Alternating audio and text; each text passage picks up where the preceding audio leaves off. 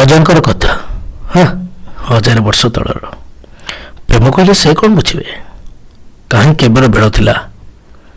ପ୍ରେମ କହିଲେ 7 ସ୍ୱପ୍ନ, କିନ୍ତୁ ଆଜି 7 ସେକେଣ୍ଡର ପ୍ରେମ, 7 ମିନିଟରେ ବନ୍ଧନ, ଆଉ 7 ଦିନରେ ଛା, ସେଗୁଡ଼ା କହିହେବନି। ସେ ଯାହା ହେଉ, ମୀନାକ୍ଷୀ ମନେ ମନେ ଠିକ୍ କରିସାରିଛି, ପ୍ରକାଶ ହିଁ ଠିକ୍ ଯୁବକ। ନହେଲେ କଲେଜରେ ଏତେ ଝିଅ ଥାଉ ଥାଉ ସେ ତାକୁ କାହିଁକି ପ୍ରପୋଜ କଲା? ପ୍ରକାଶ ଦେଖିବାକୁ ହ୍ୟାଣ୍ଡସମ୍, ପାଠରେ ବି ଭଲ, କେତେ ସାହସୀ ବି। ପୁରା କ୍ଲାସ୍ ସାମ୍ନାରେ ତାକୁ ପ୍ରପୋଜ କରିଦେଲା ନା। ହେଲେ କିଛି ଉତ୍ତର ଦେଇପାରିନଥିଲା ମୀନାକ୍ଷୀ, ଲାଜେଇ ଯାଇଥିଲା। କାଲି କିନ୍ତୁ ପକ୍କା କହିଦେବି, ଲଭ୍ ୟୁ ଟୁ। ରାତି ସାରା ନିଦ ହେଉନଥାଏ ମୀନାକ୍ଷୀକୁ ଏଇ କଥା ଭାବି ଭାବି। ହଠାତ୍ ନିଦ ଭାଙ୍ଗିଗଲା। ତାକୁ ଲାଗିଲା ସତ ଯେମିତି ପ୍ରକାଶ ତାର ଅତି ନିକଟରେ ବସିଛି, ଆଉ ଗୋଲାପ ଫୁଲର ସ୍ପର୍ଶରେ ତାର ଶରୀରରେ ସୃଷ୍ଟି କରୁଛି ମୃଦୁ ଶିହରଣ।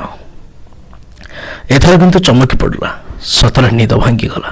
ହାତରେ ବାଜୁଥିବା ଡାଏରୀର ପୃଷ୍ଠାଗୁଡ଼ାକ ଏମିତି ଭ୍ରମ ସୃଷ୍ଟି କରୁଥିଲା। ବନ୍ଦ କଲା ଡାଏରୀ, ବନ୍ଦ ହେଲା ଆଲାର୍ମ। ସକାଳ 6ଟା ବାଜିଲା। ଆଜି ଟିକେ ଶୀଘ୍ର ଉଠି ପଡ଼ିଛି, କିନ୍ତୁ ଲାଗୁଛି କାଳେ ଡେରି ହୋଇଯିବ। ଗାଧୋଇ ସାରି ଆଇନା ଆଗରେ ବସି ପଡ଼ିଲା ମୀନାକ୍ଷୀ। ନିଜ ଚେହେରା ଥରେ ଭଲ ଭାବରେ ଦେଖିଲା।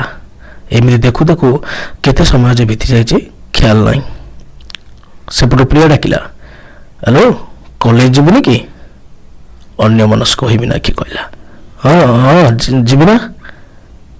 ପ୍ରିୟା କହିଲା, ଯିବୁନି କେମିତି? ଆଜି ତ ଏକ୍ସଟ୍ରା କ୍ଲାସ୍ ଅଛି ନା। Extra class? ବୁଝେଇବି ନ ବୁଝିଲା ପରି ପଚାରିଲା ମୀନାକ୍ଷୀ। ପ୍ରିୟା କହିଲା, କ'ଣ ପ୍ରକାଶ ପରଫେକ୍ଟ ତ? ଘରେ ଶୁଣିବେ, ଧୀରେ କହ। ମୀନାକ୍ଷୀ ଅତି ଧୀର ଭାବରେ କହିଲା, ଗଳା ଚାପି ଚାପି। କଲେଜ ଲାଇବ୍ରେରୀ ପଛକୁ ଗୋଟେ ଅଣଆଡ଼ୁଆଳ ଜାଗାରେ ଅପେକ୍ଷା କରିଥାଏ ପ୍ରକାଶ, ନିଜ ପ୍ରେମ ନିବେଦନର ପ୍ରତି ଉତ୍ତର ପାଇବା ପାଇଁ। ସାଙ୍ଗମାନେ ଠିଆ ହୋଇଥାନ୍ତି ଖଣ୍ଡେ ଦୂରରେ। ପ୍ରିୟା କହିଲା, ଏଇ ଶୁଣ, ମୁଁ ଏଇଠି ଠିଆ ହେଇଛି, ତୁମେ 2 ଜଣ କଥା ହେଇକିରି ଆସ। ମୀନାକ୍ଷୀ କହିଲା, ମୋତେ ଡର ଲାଗୁଛି। ପ୍ରିୟା କହିଲା, जब प्यार किया तो डरना क्या? तू जा घरू, जा शୀଘ୍ର ଯା, ଯା ତୁ କାମ ସାରିକି ଆସ, ମୁଁ ଠିଆ ହେଇଛି। ଆଗକୁ ପାଦ ବଢ଼ାଉଥାଏ ମୀନାକ୍ଷୀ। ଭ୍ରମର ଆଗମନରେ ଫୁଲ ଲାଜେଇଲା ଭଳି ହାଲକା ହାଲକା ପାଦ ବଢ଼ାଇ ପ୍ରକାଶ ପାଖରେ ପହଞ୍ଚିଲା ମୀନାକ୍ଷୀ। ଏପର୍ଯ୍ୟନ୍ତ ଦୁହେଁ ଦୁହିଁଙ୍କୁ ଭଲ ଭାବରେ ନଜର ବି କରିନଥାନ୍ତି। ହଠାତ୍ ପ୍ରକାଶ କହିଲା, ମୀନାକ୍ଷୀ, କିଛି କହିବ ବୋଧେ? ହଁ କହି ଚୁପ୍ ରହିଲା ମୀନାକ୍ଷୀ। ପ୍ରକାଶ ଜାଣିଲା ଯେ ମୀନାକ୍ଷୀ ବି ତାକୁ ପ୍ରେମ କରୁଛି, ହେଲେ ଲାଜରେ କିଛି କହିପାରୁନି।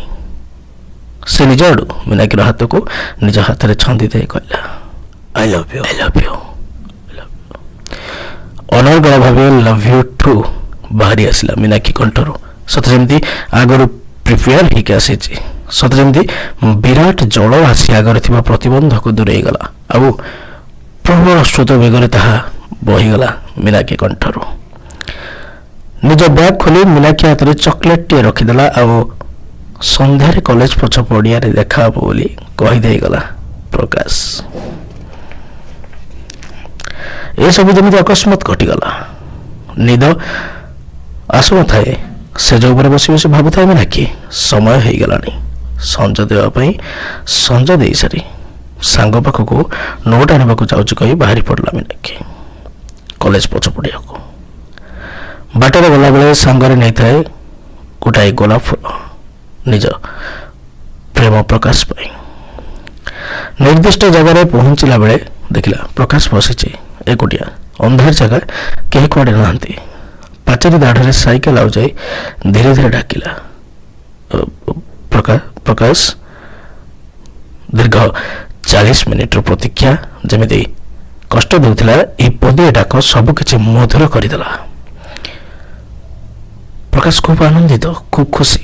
ପରସ୍ପରର ଦୂରତା ଖୁବ୍ କମ୍ ସମୟରେ ଦୂର ହୋଇଗଲା। ସାଥିରେ ଆଣିଥିବା ଗୋଲାପଟିକୁ ବାମପଟ ହାତରେ ଧରି ପଛପଟେ ରଖିଥାଏ ମୀନାକ୍ଷୀ। ଦେବ କି ନ ଦେବ ଭାବି ହେଉଥାଏ। ଠିକ୍ ଦେବାକୁ ପ୍ରୟାସ କଲାବେଳେ ପ୍ରକାଶ କହିଲା, ସତରେ ମୀନାକ୍ଷୀ, ତମେ ଆଜି ବହୁତ ସୁନ୍ଦର ଦେଖାଯାଉଛ, ଠିକ୍ ଏଇ ଜହ୍ନ ପରି। ଅଳ୍ପ ହସି ହସି ମୀନାକ୍ଷୀ କହିଲା, ଆଚ୍ଛା, ନରମ ଗଳାରେ କହିଲା। ହେଲେ ଜାଣିଛ ପ୍ରକାଶ, ଜହ୍ନରେ ବି ଦାଗ ଅଛି। କହି କହି ହସି ପକାଇଲା। ନିଜ ପ୍ରେମର ସ୍ମୃତି ଭାବେ ପ୍ରକାଶ ଆଣିଥିଲା ତାଜମହଲ। ବଢ଼ାଇ ଦେଲା ମୀନାକ୍ଷୀ ହାତକୁ। ତାଜମହଲ ଧରିବା ପାଇଁ ଦୁଇ ହାତ ଆଗକୁ ଆଣିଲା ବେଳେ ନଜର ପଡ଼ିଲା ଗୋଲାପ ଫୁଲ ଉପରେ। ନିଜ ପ୍ରଥମ ପ୍ରେମର ପ୍ରଥମ ଗୋଲାପ। ମୀନାକ୍ଷୀ କହିଲା, ପ୍ରକାଶ, ଆଇ ଲଭ୍ ୟୁ। ଗୋଲାପକୁ ଆଗକୁ ବଢ଼ାଇ ଦେଲା ନମନୀୟ ଲତାଟି ପରି। ଆଉ ଝାଉଁଳି ପଡ଼ିଲା ପରି ବାତାବରଣଟିଏ ସୃଷ୍ଟି ହେଇଥିଲା। ଫୁଲଟିକୁ ଗ୍ରହଣ କରିବା ବେଳେ ପ୍ରକାଶ ସ୍ପର୍ଶ କଲା ମୀନାକ୍ଷୀର ହାତକୁ। ଆଗକୁ ବଢ଼ି ଚାଲିଥାଏ ସମୟ। ଆଗକୁ ବଢ଼ିଲା ପ୍ରକାଶ। ଦୁଇ ପ୍ରେମୀ ଯୁଗଳ ଆଲିଙ୍ଗନ ପୂର୍ବକ ଏକ ହେଇଗଲେ। ଲୋକଲଜ୍ଜାର ଭୟରେ ମୀନାକ୍ଷୀ ଚେଷ୍ଟା କରୁଥାଏ ପ୍ରକାଶର ବାହୁବନ୍ଧନରୁ ମୁକୁଳିବାକୁ, କିନ୍ତୁ ତାର ମୃଦୁ ପ୍ରୟାସ ସବୁ ବ୍ୟର୍ଥ କଲା। ପ୍ରେମ ଏକ ଅପୂର୍ବ ଆକର୍ଷଣ। ଚୁମ୍ବକ ଲୁହାକୁ ଭିଡ଼ି ଧରିଲା ପରି ପ୍ରକାଶ ସହ ସେ ନିବିଡ଼ ହୋଇଗଲା। ଶରୀର ପ୍ରକମ୍ପିତ ହେଲା।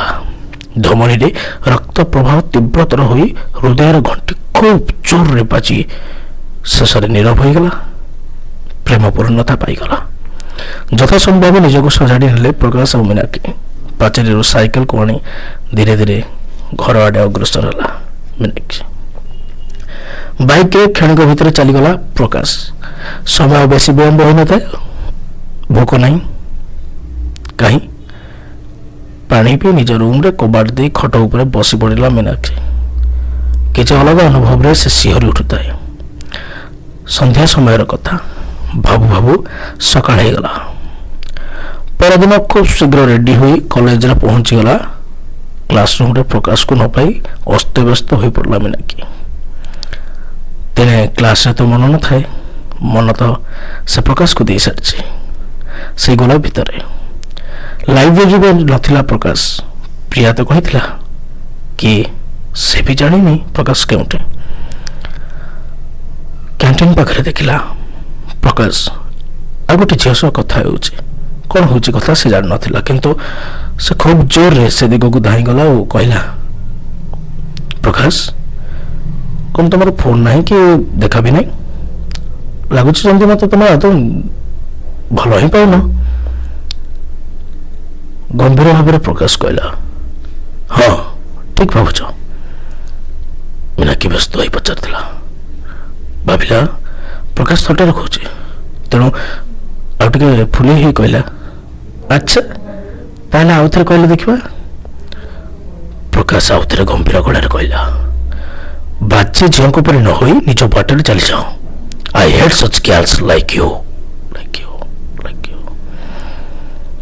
ଆଉ କ'ଣ କହିଥାନ୍ତେ ବୋଧେ ମୀନାକ୍ଷୀ, କିନ୍ତୁ ପ୍ରେମ କରୁଥିବା ମଣିଷଠାରୁ ଯେତେବେଳେ ବାଜେ ଝିଅ ବୋଲି ସାର୍ଟିଫିକେଟ୍ ପାଇସାରିଲାଣି, ସେତେବେଳେ ତା କଣ୍ଠ ବାଷ୍ପମୟ ହୋଇଗଲା। ଆଖି କୋଣରେ ଲୁହ ଜକେଇ ଆସିଲା। ବାସ୍ ଖାଲି ମନେ ପଡ଼ୁଥାଏ ଗତକାଲି ସନ୍ଧ୍ୟାର କଥା। ତମେ ଆଜି ଖୁବ୍ ସୁନ୍ଦର ଦେଖାଯାଉଛ, ଠିକ୍ ଜହ୍ନ ପରି। ଆଉ ତା ନିଜର ଉତ୍ତର, ଜହ୍ନରେ ବି କଳଙ୍କ ଥାଏ।